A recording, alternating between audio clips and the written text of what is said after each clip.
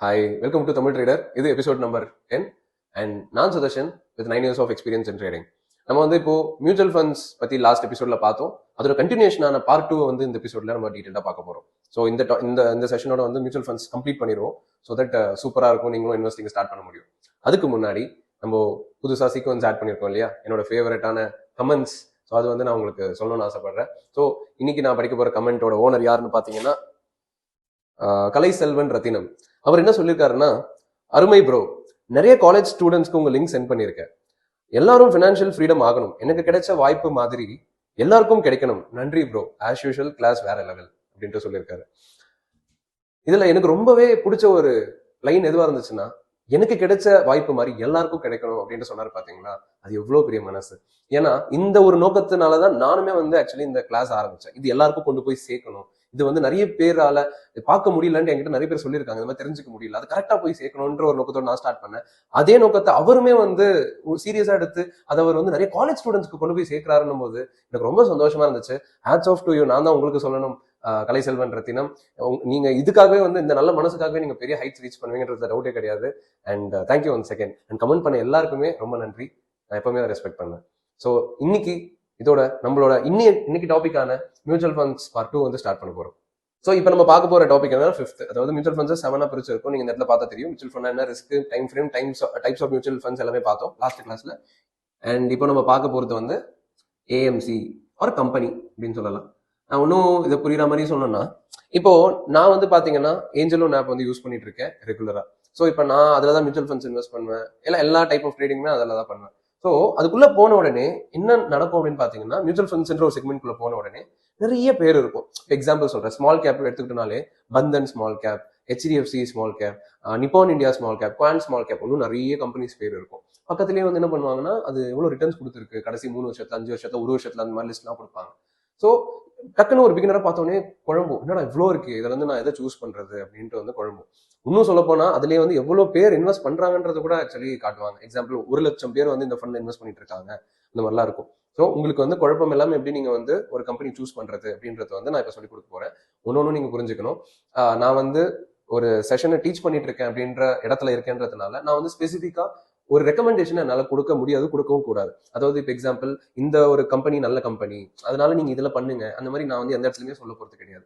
நான் உங்களுக்கு என்ன காட்ட போறேன் அப்படின்னா, நான் உங்க இடத்துல இருந்தா எப்படி அனாலிசிஸ் பண்ணுவேன்றதை மட்டும் தான் காட்ட போறேன். ஓகே, அதாவது எக்ஸ்பிளைன் பண்ண போறேன். ஸோ அதனால நீங்க வந்து நீங்களா தான் டிசைட் பண்ணணும் அப்படின்றத மட்டும் புரிஞ்சுக்கோங்க. ஏன்னா கண்டிப்பா ஒரு டாபிக் முடிச்ச உடனே உங்களுக்கு ஒரு கேள்வி வரும், ஆனா நான் இது பண்ணலாமா, செலக்ட் பண்ணலாமா அப்படின்ட்டு நீங்க வந்து யோசிப்பீங்க. அது என்கிட்ட கேட்க கூடாது அப்படின்றதுக்காக தான் உங்களுக்கு இந்த பாயிண்ட்டை வந்து முன்னாடியே முன் வைக்கிறேன். ஸோ நீங்களா தான் அதை செலக்ட் பண்ணணும், நீங்களா தான் அது போயிட்டு ஸ்டார்ட் பண்ணணும். அது ஏன் பண்ணணும்ன்றதை தான் நான் உங்களுக்கு எக்ஸ்பிளைன் பண்ண போறேன். ஸோ உங்களுக்கு அந்த பாயிண்ட் புரியும்ட்டு நான் நம்புறேன். ரைட். ஸோ என்ன கம்பெனி, நான் ஆக்சுவலி ஃபர்ஸ்ட் என்ன பார்ப்பேன் அப்படின்னா, லாஸ்ட் 3 இயர்ஸோட ரிட்டர்ன்ஸ் பார்ப்பேன் கண்டிப்பா. ஏன்னா இது வந்து எனக்கு ஒரு ஃபில்டர் மாதிரி. நீங்க யோசிச்சு பாருங்க, மியூச்சுவல் ஃபண்ட்ஸ்ல நம்ம வந்து என்ன கொடுக்குறோம், ஒரு இன்வெஸ்டிங்னால என்ன கொடுக்குறோம், ஒரு 500 ரூபாய் மாசம், இல்ல ஒரு 5000 ரூபாய் மாசம் இன்வெஸ்ட் பண்றோம். இதுதான் இன்வெஸ்டிங்னு நம்ம நினைச்சிட்டு இருக்கோமா? இல்ல. இன்வெஸ்டிங்லேயே ரொம்ப முக்கியமான விஷயம் என்னன்னா நேரம் தான், டைம் தான். ஸோ அப்போ 10 வருஷம் நான் கொடுக்குறேன், 20 வருஷம் நான் கொடுக்க போறேன்னும் போது எனக்கு நல்ல ரிட்டர்ன்ஸ் வர ஃபண்டில் நான் இன்வெஸ்ட் பண்ணாதானே எனக்கு அது பெஸ்ட்டாக இருக்கும். சின்ன ஏதாவது ரிட்டர்ன்ஸ் கம்மியா இருக்க ஃபண்ட்ஸ்ல நான் எடுக்கிறதுக்கு எனக்கு என்ன யூஸ் இருக்கு? இதுதான் என்னோட பெர்ஸ்பெக்டிவ். ஸோ நான் என்ன பண்ணுவேன்னா, லாஸ்ட் 3 இயர்ஸ்ல எந்த ஃபண்ட்ஸ் வந்து நல்ல ரிட்டர்ன்ஸ் கொடுத்துருக்குன்ட்டு டிஸ்பிளே ஆகுதோ அதை வந்து ஃபர்ஸ்ட் நோட் பண்ணி வச்சுப்பேன். ஆனா அதுக்குன்ட்டு அதை பிளைண்டா நான் இன்வெஸ்ட் பண்ண மாட்டேன். ஸோ ஃபர்ஸ்ட் பேராமீட்டர் இது, ஒரு ஃபில்டர் இது. இப்போ எக்ஸாம்பிள் ஒரு 200 ஃபண்ட்ஸ் இருக்கு, 100 ஃபண்ட்ஸ் இருக்கு அப்படின்ற இடத்துல எனக்கு ஒரு 5, முதல் 5 இதுதான் அப்படின்ட்டு அதை ஓப்பன் பண்ணுவேன். ரெண்டாவது நான் என்ன பார்ப்பேன்னா, ஸ்டாக்ஸ். இது வந்து நீங்க இன்டர்மீடியட்டா இருந்தீங்கன்னா, உங்களுக்கு சில ஸ்டாக்ஸ் பத்தி புரிதல் இருந்தா நீங்க கண்டிப்பா வந்து இதை வந்து உள்ள போயிட்டு பாக்குறது நல்லது. சப்போஸ் உங்களுக்கு இதை பத்தி புரிதல் இல்லைனாலும், ஆக்டிவ் இன்வெஸ்டிங் அப்படின்ற டாபிக்ல நான் உங்களுக்கு ஸ்டாக்ஸ் பத்தி சூப்பரா சொல்லி கொடுப்பேன், டீட்டெயிலா சொல்லி கொடுப்பேன். அப்போ உங்களுக்கு புரிஞ்சிடும். இருந்தாலும் இந்த இடத்துல நான் உங்களுக்கு ஷார்ட் எக்ஸ்பிளைன் பண்றேன். ஸோ இப்போ ஸ்டாக்ஸ் நான் மீன் பண்றதுன்னா, ஒரு மியூச்சுவல் ஃபண்ட்லயும் என்னென்ன ஸ்டாக்ஸ்ல இன்வெஸ்ட் பண்ணிருக்காங்க, இல்ல என்னென்ன செக்டார்ல இன்வெஸ்ட் பண்ணிட்டு இருக்காங்க அப்படின்ட்டு வந்து உள்ள கண்டிப்பா காட்டுவாங்க. ஸோ ஃபண்டு இன்வெஸ்டட் ஸ்டாக்ஸ்னு ஒரு ஹெட்டிங் இருக்கும், நீங்கள் உள்ள போய் கண்டிப்பாக பார்க்க முடியும். இப்போ எக்ஸாம்பிள் சொன்னோன்னா, ஏதோ ஒரு ஃபண்டுக்குள்ளே போயிட்டு நீங்கள் இதை அழுத்தினோடனே ஒரு 15, 20, 25 ஸ்டாக் அவங்க என்னென்ன இன்வெஸ்ட் பண்ணியிருக்காங்க, எவ்வளோ பர்சன்டேஜ் இன்வெஸ்ட் பண்ணியிருக்காங்கன்றத முதல் கொண்டு காட்டுவாங்க. ஸோ இதில் உங்களுக்கு பிடிச்ச இல்லை நீங்கள் வந்து விரும்புகிற செக்டார் பேஸ் பண்ண ஃபண்ட்ஸ் வந்து இருக்கான்றதை நீங்கள் பார்க்கலாம். இந்த மாதிரி இருந்துச்சுன்னா நீங்கள் வந்து அந்த ஒரு ஃபண்டுக்கு ப்ரியாரிட்டி கொடுக்கலாம். நான் அப்படி தான் பண்ணுவேன். இன்னும் ஒரு ஸ்டெப் மேலே போயிட்டு நீங்கள் வந்து ஒரு ஃபில்டர் பண்ணணும். என்னன்னா செக்டாரை அதிக ப்ரியாரிட்டி கொடுக்கலாம்.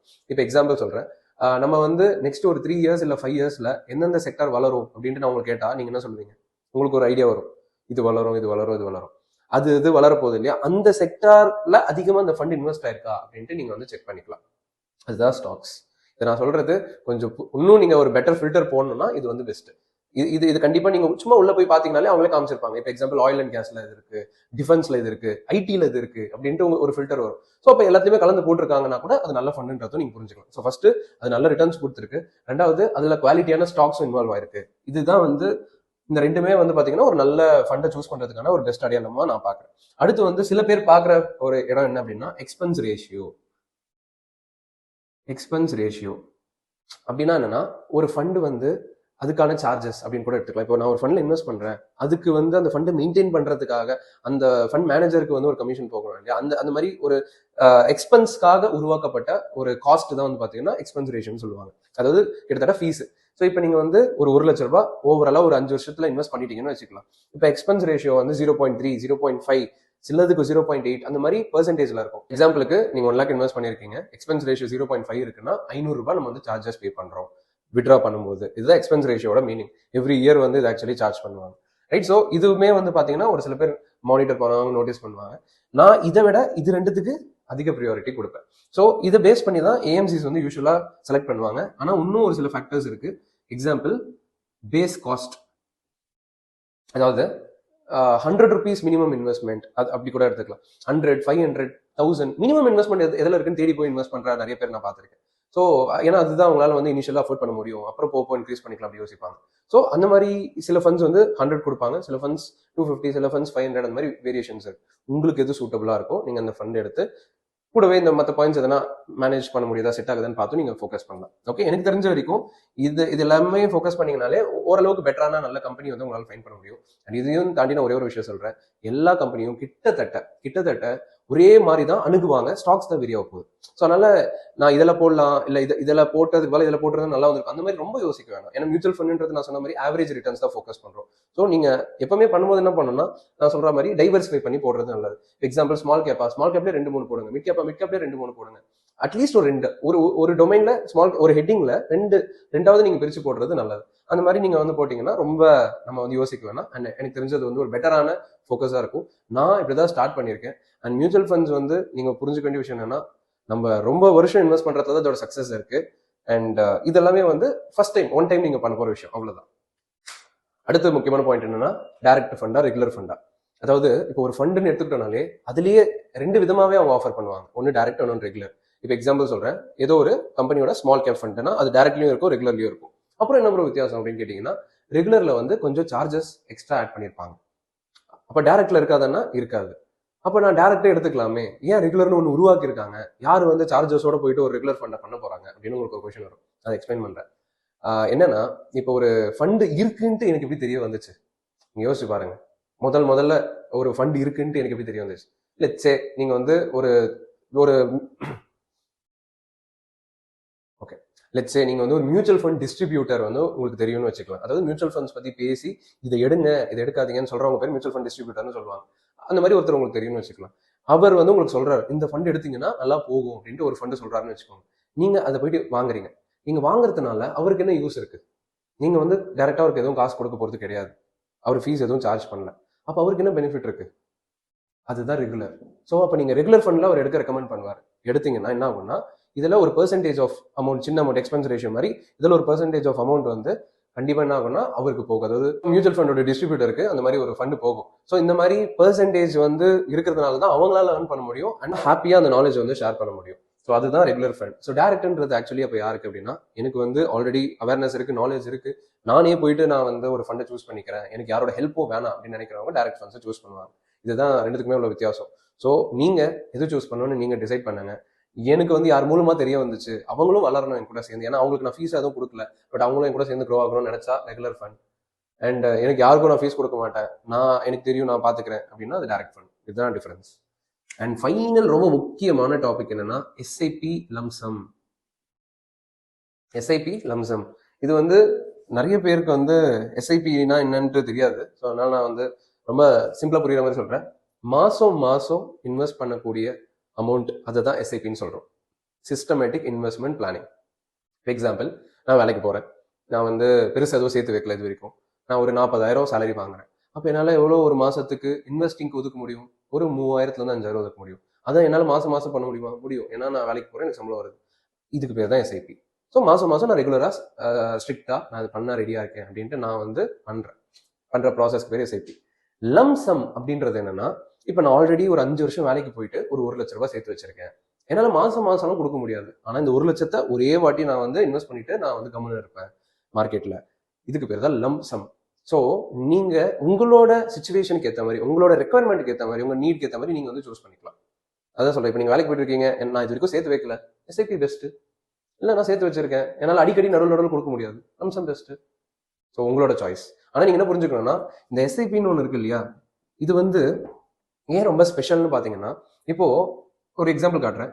மார்க்கெட் வந்து ஒரு இடத்துல இருக்கு, நம்ம இங்கே இன்வெஸ்ட் பண்றோம், முதல் மாசம் இன்வெஸ்ட் பண்றோம், மார்க்கெட் வந்து இருந்து இறங்குது, திருப்பி இன்வெஸ்ட் பண்றோம், மார்க்கெட் இறங்குது, அதாவது 3வது மாசம் இன்வெஸ்ட் பண்றோம், திருப்பி மார்க்கெட் கடன்னு ஏறுது, இங்க 4வது மாசம் இன்வெஸ்ட் பண்றோம்.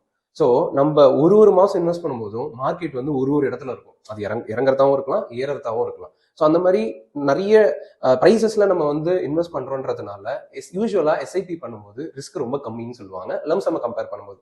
ஏன்னா லம்சம்ன்றது ஒரு பிரைஸ், ஒரே ஒரு வாட்டி தான் நான் இன்வெஸ்ட் பண்றேன். அங்கிருந்து எனக்கு மார்க்கெட் இறங்குனா லாஸ்.